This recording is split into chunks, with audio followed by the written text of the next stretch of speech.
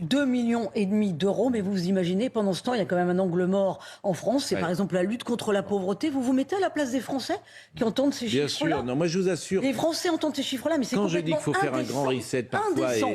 et qu'il faut changer de logiciel, mais vraiment, c'est de l'argent. Quand tu rentres, on l'avait vu avec Anne Hidalgo. Anne Hidalgo donnait combien à cette association dont j'oublie le nom C'était 40 000 euros, il me Ah oui. semble. C'était SOS. Non, 200 000 euros, SOS Méditerranée. 200 000 euros. Vous donnez à SOS Méditerranée 200 000 euros. Mais écoutez, soyons sérieux. Et la ville de Nantes aussi. Il y avait la ville de Nantes, bien sûr, qui donnait. La ville de Nantes est toujours en priorité là-dessus pour donner de l'argent à SOS Méditerranée, champion du monde. Il nous reste combien de temps? 1 minute 50. Est-ce qu'on a le temps d'écouter ce joueur d'échecs? On était avec un joueur d'échecs ce matin qui avait 8 ans. Exceptionnel. 3 ans d'avance. On l'a interrogé. Un gosse extraordinaire. Écoutez. À quel âge tu as commencé à... Mon père m'a appris la marche des pièces à 2 ans et je suis entré en club à 5 ans et demi à l'échiquier Henri IV Pau. Mais à 2 ans, comment t'as fait pour apprendre Il m'a appris la marche des pièces, quoi. Comment elle bouge. Je suis d'accord, mais t'as un cerveau qui est pas comme les autres quand même. À 2 ans, ça va, non? Je sais pas, à tout âge, on peut apprendre.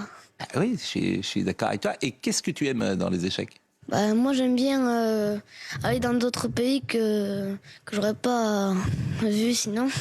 Et j'aime bien jouer. Mais qu'est-ce qui te plaît dans le jeu d'échecs?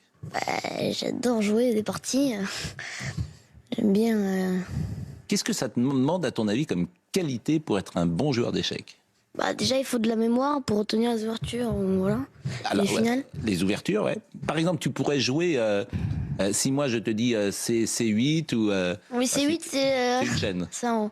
Comment? Non, c'est une chaîne du groupe Canal. Mais si par exemple je dis C8 ou etc., toi tu peux jouer comme ça oui, je sais jouer à l'aveugle. De toute manière, on est obligé de calculer aux échecs dans la tête, donc... Ouais. Après, on joue les coups, mais... Si vous voulez revoir ce matin, c'était un moment de grâce. C'est le bonheur, il est là, tiens. Non, mais c'est extraordinaire, l'injustice de la vie. C'est-à-dire que le doigt s'est posé sur cet enfant, qui est d'une intelligence phénoménale, qui a un charme fou, qui a la grâce, qui a 8 ans, qui a eu... Déjà en 6e. Oui, il a 3 ans d'avance. Et il est beau. Oui. Il est intelligent. Il joue du piano, de la guitare. Il joue du piano, de la guitare. Il fait du karaté. Exactement. Donc on était là, on était 6 ce matin. Il y avait devant nous, on était Salieri et il y avait Mozart. Quoi. C'était, on regardait ça. Non, mais c'est bonne raison, Pascal, de ne pas désespérer de tout. Ah bah oui, si tout le, oui, je suis d'accord avec vous, mais ça, c'est Mbappé, quoi. C'est Federer, c'est le génie. C'est Olivier Benkemoun. Ah, vous m'auriez rencontré à 9 ans. J'étais pas... Non. J'ai pas eu la grâce. Mais non, mais c'est on ne sait pas quoi répondre. Je vais vous dire, mais même le plateau, c'est émouvant en fait. Et bien sûr. Parce que l'exception, le don, la rareté, c'est tellement incroyable la vie. De ce point de vue-là. Je suis resté un quart d'heure devant vous, parce que l'interview dure à peu près un quart d'heure. On ressortira tout à l'heure d'autres extraits, parce que c'est vrai qu'il était absolument incroyable et déterminé. Parce que un objectif dans la vie, devenir grand maître, champion. Il dit, je veux être champion du monde, bien sûr. Ça se travaille. Bien sûr. Ouais, il est formidable. Tout va bien ? Tout va bien. Beaucoup de témoignages sur l'antenne de CNews aujourd'hui qu'on réécoutera. D'ailleurs, on réécoutera ce prêtre qui a été agressé à Lyon, parce qu'il a témoigné tout à l'heure dans La Parole aux Français. Je pense qu'on est la seule chaîne à s'intéresser à cette affaire. Ça s'est passé à Lyon. Et puis, vous écouterez aussi un témoignage, on commencera d'ailleurs par cette histoire, de ce couple de 70 ans qui vit dans une voiture à Vauvert. Ça, c'est très émouvant chez Laurence Ferraille. Bon. C'est un prêtre agressé dans une église. Vous ne pouvez pas demander à tous les journalistes de s'intéresser à cela, forcément. Ce n'est pas ce qui les intéresse en premier lieu, Olivier. Écoutez, on le réécoutera, en tout cas. Mathieu Sébil-Prola était à la réalisation, Philippe était à la vision. Merci à Marc Fontaine et à Émeric qui étaient au son. Merci à Benjamin No, qui était présent et très présent ce soir. Briac Japio était avec nous. Lucas Busutil était avec nous. Saluez votre frère. Oui, Georges, n'y manquez pas. Et demain, bac de français. Vraiment, vraiment je sais que vous passez... Je suis à une espèce de Janus Bifront. Bien, voilà. Oui, exactement, vous êtes voilà. Et demain, bac de français. On peut avoir un bac de français demain. Voilà. Alors, bac de français demain et message personnel pour Raphaël. Et pour Étienne, t'as intérêt à l'avoir. Hein. Oui, mais Raphaël, il se balade. Et pour Arthur. Raphaël, il se balade donc demain. On est tous... Si t'as une mention, t'auras un cadeau. Oh, bah, ouais. C'est tonton Jérôme. C'est exactement ça. un petit bonbon. Il donne des jolis cadeaux. Bon, mais Raphaël, il va se balader. La pause et Olivier Benkemoun dans une seconde.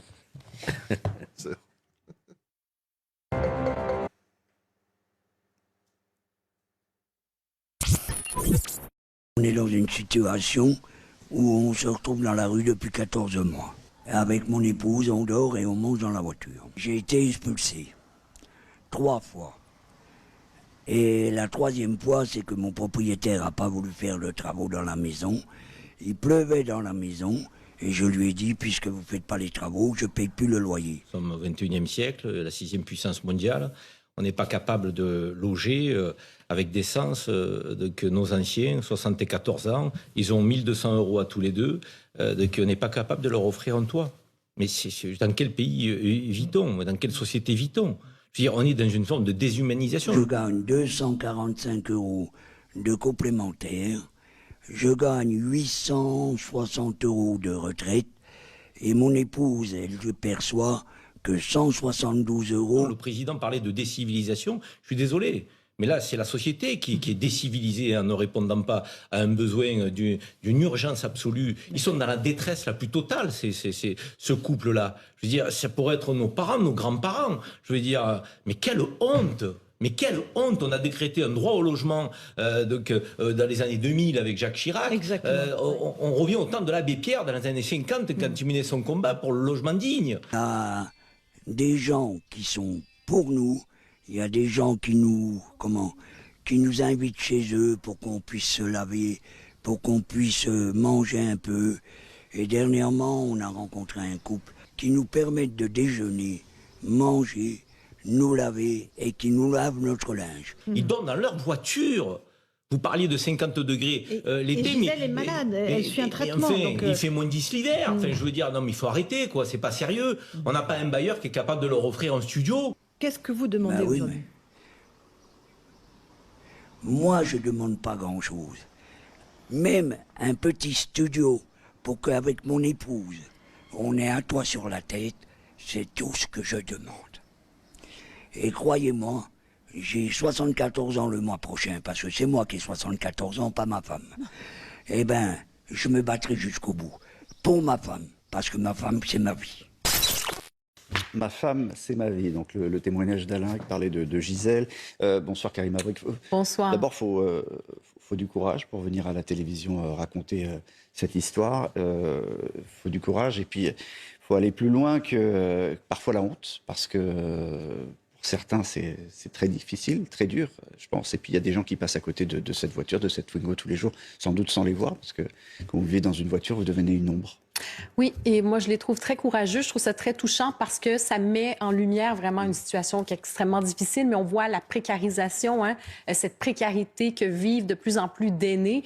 Et vous savez, je faisais un peu un parallèle avec ce qui se passe aux États-Unis, ce qui est extrêmement troublant, et on ne veut pas que la France se dirige dans cette direction.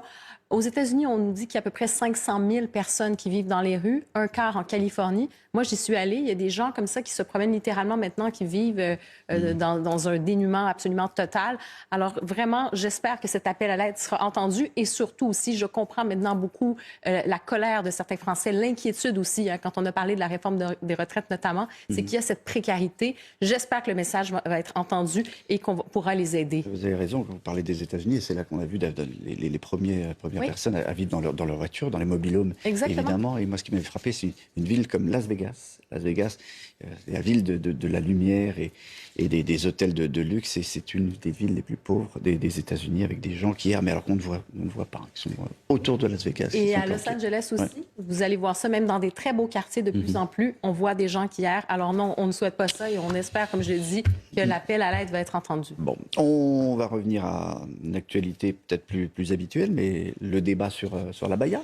Oui. L'abaya à l'école, l'abaya n'est pas un vêtement religieux. C'est ce qu'on a appris aujourd'hui du Conseil français du culte musulman. Pas religieux, mais une mode venue d'un pays quand même totalitaire qui sous-estime, et c'est un mot assez faible, qui sous-estime les femmes. Dieu n'est pas un couturier, il ne délivre pas un message pour définir les contours des habits des uns et des autres. Il renvoie le musulman à s'habiller d'une manière pudique en fonction des codes culturels où il se trouve le musulman. En aucun cas, en tant que théologien, je ne peux accepter la notion de vêtements religieux. Ça n'existe pas. La mosquée de Paris dit mais l'abaya n'est pas une tenue religieuse. Ce qui est vrai.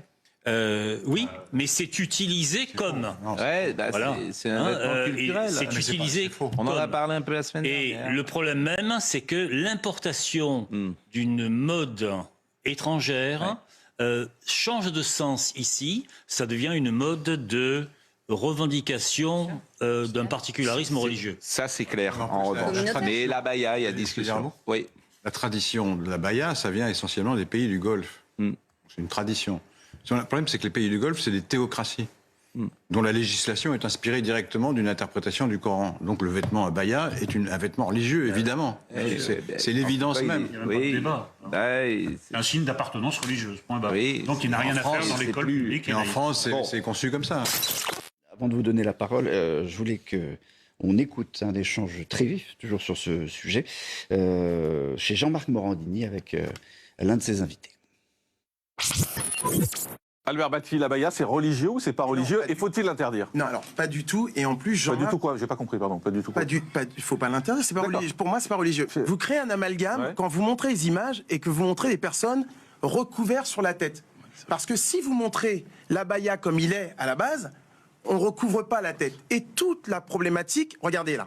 Mais toute la problématique vient de là. C'est-à-dire que l'abaya, vous c'est savez pas pourquoi? ça. C'est simplement parce que quand vous allez sur les sites pour acheter des abayas, c'est ces photos. Non, c'est pas vrai. Non, c'est pas vrai. Vous tapez abaya, vous tapez image, et elles sont toutes voilées. Non, il y en a 90% qui sont voilées. Mais regardez, excusez-moi. Donc vous ne pouvez pas venir sur un plateau et dire des conneries. Excusez-moi et accuser les gens de mentir. Attendez, je vous dis pas que vous avez menti. Je dis que vous avez choisi des photos. Quand j'ai tapé, je ne suis pas tombé sur la même chose. Regardez. Oui, mais si moi je montre celles sur lesquelles je suis tombé. Il y a écrit quoi? En haut, il y a écrit abaya, d'accord? Image. Elles sont 99% sont voilées, d'accord? Je reconnais que vous avez été choisir des personnes voilées, mais le problème, il est là. Je ne sais pas si le problème il est là, il n'est pas simplement sur Internet, il est à l'école là, pour l'instant. Et la nécessité d'être ferme de la part du ministre de l'Éducation nationale, parce que le problème existe, on le sait, et de ne pas laisser simplement les chefs d'établissement choisir, dire ce qui est un vêtement religieux ou pas. Ben, en fait, cette conversation, ces tergiversations, c'est en fait simplement, je pense, le manque de courage politique et probablement une sorte de peur de représailles, que ça envoie le message, mais peut-être qu'il va en avoir davantage, on ne saura pas comment gérer la chose. Parce que clairement, écoutez, on est en France, il y a le principe de la laïcité à l'école, on n'est pas dans un pays multiculturaliste, donc c'est différent.